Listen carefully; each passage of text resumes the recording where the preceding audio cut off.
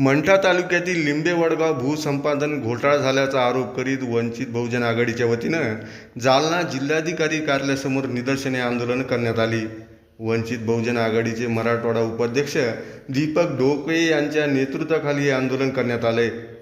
पाटोदा साठवण तलाव बाधित लिंबे वडगाव येथील दलित वस्तीतील मूळ रहिवाशांना राजकीय द्वेषातून जाणीवपूर्वक वगळण्यात आल्याचा आरोप ग्रामस्थांच्या वतीनं करण्यात आला आहे।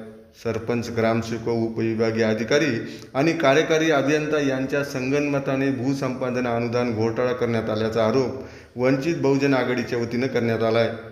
यावेळी वंचित बहुजन आघाडीचे मराठवाडा उपाध्यक्ष दीपक ढोके, जिल्हा संघटक राजेंद्र खरात यांच्यासह शेकडो महिलासह ग्रामस्थ, पदाधिकारी व कार्यकर्ते मोठ्या संख्येने सहभागी झाले होते। मंठा तालुक्यातील पाटोदा साठवण तलावाच्या बाधित असलेले लिंबे वडगाव या ठिकाणी आमदार बबनराव लोणीकर यांच्या ताब्यात ती ग्रामपंचायत असल्यामुळं ग्रामपंचायतचे जे सरपंच आहेत, ग्रामसेवक आहेत आणि परतूर उपविभागीय अधिकारी पद्माकर गायकवाड आणि जे काही कार्यकारी अभियंता आहेत लघु पाटबंधारेचे, यांच्या सगळ्यांच्या संगनमताने प्रचंड असा घोटाळा या गावामध्ये अनुदानाचा झालेला आहे।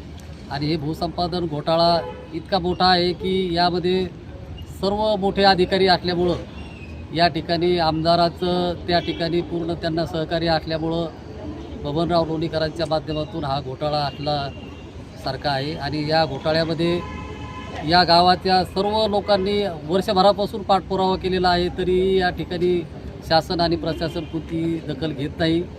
या ठिकाणी आजच्या आपल्या या माध्यमातून आम्ही सांगणार आहोत की या प्रकरणामध्ये जर बबनराव लोणीकरांच्या माध्यमातून जे काही SDM आहेत गायकवाड यांना जर निलंबित या प्रकरणामध्ये केलं नाही तर निश्चितपणानं आम्ही आयुक्त संभाजीनगर यांच्या कार्यालयावर देखील धरणे आणि घेराव आंदोलन केल्याशिवाय राहणार। एक वर्षापासून तक्रार करतो सर, आमची कोणीच ऐकून घेण्यात आले तक्रार। आम्हाला मूळ रहिवाशी असून गाळण्यात आले आणि बोगस नाव टाकली त्याच्यावर। इथं आलं तर इथं पण तक्रार घेत नाही, इथं जा तिथं जा, नावचं करा, हे करा ते कराच म्हणते, तक्रार तर कोणीच घेत नाही। इथं आल्याच्या नंतर आमची कोणीच तक्रार घेत नाही। तक्रार घेऊन जायचं तरी कुठं आम्ही? इथं जा तिथं जा नुसते नाव सांगते, पण असं मेन नाव कोणी सांगत नाही की इथं जा तुमची तक्रार नोंदवली जाईल म्हणून, असं कोणीच म्हणत नाही। पुन्हा जाणून बुजून केलंय, आम्हाला गाळून टाकते। आम्ही मूळ रहिवाशी आहेत, आम्हाला काढून आमच्या शेजारचे घर गेले पण आमचं गेलं नाही, आम्ही रहिवाशी असून आणि बाहेरचे लोक आणून टाकले तिथं आमच्या जागेवर। वरून आम्हालाच म्हणते की तुमच्या नावचं नाही, मालकी हक्क करा, मालकी हक्क झाल्याशिवाय तुमचं काही होणार नाही। मालकी हक्क नाही तर मग मतदान हे कशाच्या आधारावर घेतात आमचं?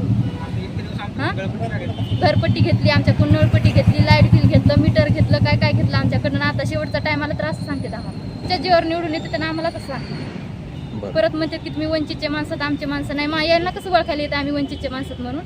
पैसे घ्यायचा टाइम झाला की आमच्याकडे येतात आणि आम्हाला द्यायचा टाइम झाला की वंचितचं नाव सांगते। कोणीकडे जायचं आम्ही?